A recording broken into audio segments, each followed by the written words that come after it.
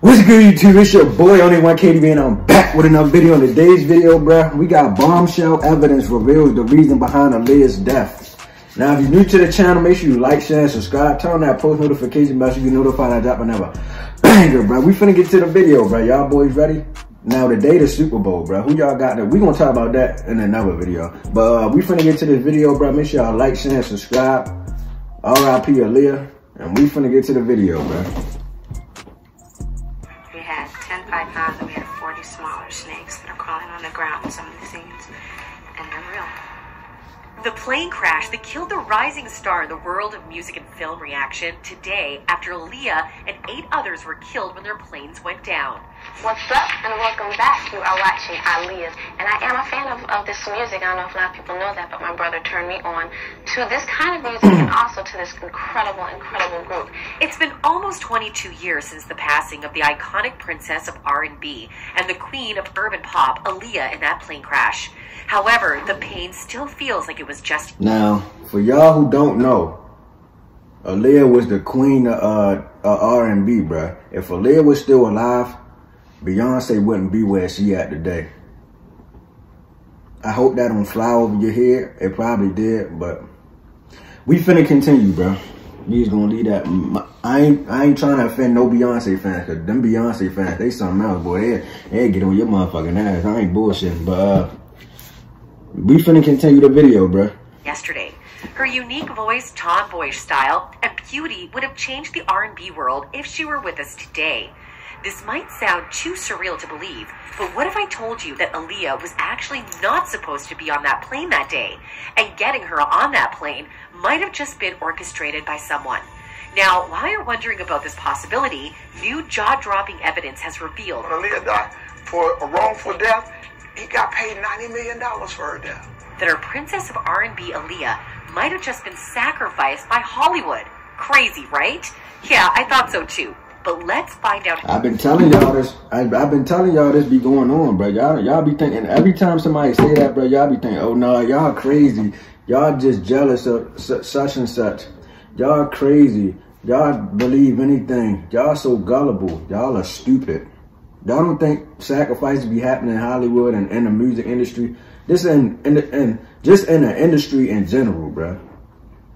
I'm telling y'all, bro, it'd be some funny stuff going on in Hollywood, bro.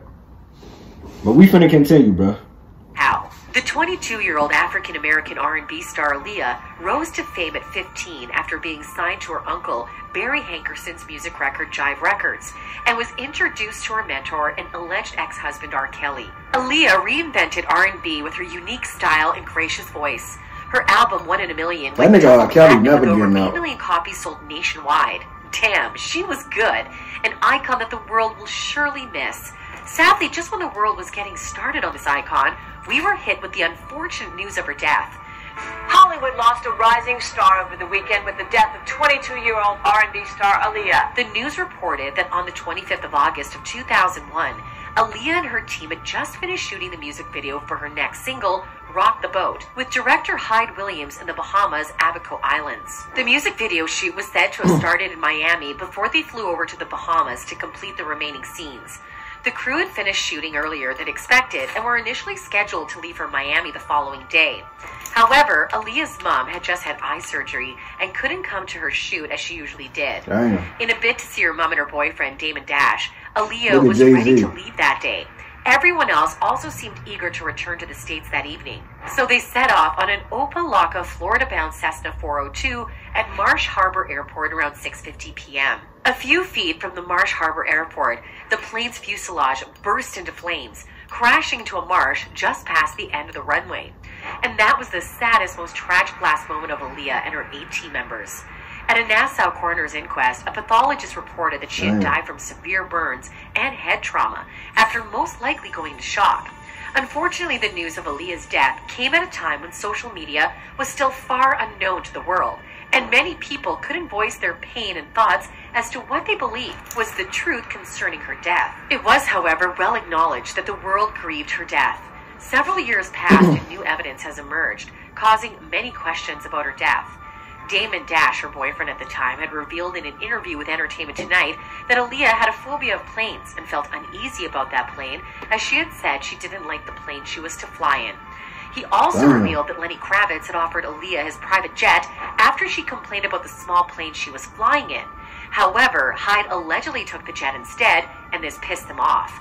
He said, when she actually was saw the plane, she said, "I don't like this plane." I was like, well, don't get on. She was like, "Well, I got to because I got work to do." She got on the plane and she had a very serious fear of planes in general, so she had to overcome her fear to get on that plane on the way there. But what I was really more tight about was that I had heard that Lenny Kravitz had offered her a jet and that Hype had took the jet. So that's what really pissed me off about the situation when I heard about that. You can ask Hype about that. More evidence has also shown that Aaliyah didn't want to be on the plane that day.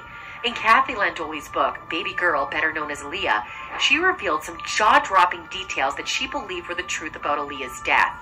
Landoli and the Daily Beast reported that a Bahamian man had been with the star some moments before her death, had revealed that she insisted she didn't want to be on that plane. Also, Landoli revealed in her book that Kingsley Russell, a baggage carrier for the pop star, had also said she didn't like the size of the plane and had refused to board it. While this was ongoing between Aaliyah and her team members, Landoli's book also said that the pilot has insisted that the plane was too small for 8 of her team members and their luggage. But some of her team members argued with the pilot and insisted they wanted to board that day. Aaliyah also complained of a headache and headed to her taxi to lay her head down for a quick nap. After she complained of feeling unwell, a member of her team, whose identity is still undisclosed, approached her with a pill to help her head. This pill, however, had caused her to fall into a deep sleep. She was then carried on board unconscious after the pilot had apparently caved into their demands. Russell also described in this book how Aaliyah was carried from the van onto the plane. He said, "They took her out of the van. She didn't even know she was getting boarded on a plane. She went on the airplane asleep." Now, this brings up several questions. Who gave Aaliyah this pill? And what was their intention? They gave her pills? All these, she obviously didn't like flying planes and didn't want to be on that plane that day. Apart from all these, evidence also showed that the pilot, Louis Morales III, had pleaded no contest to a cocaine charge 12 days before her death and wasn't even authorized to fly the aircraft. Alcohol and cocaine were also discovered in his system after the crash. So who cleared the pilot to take off that day? There are lots and lots of unanswered questions.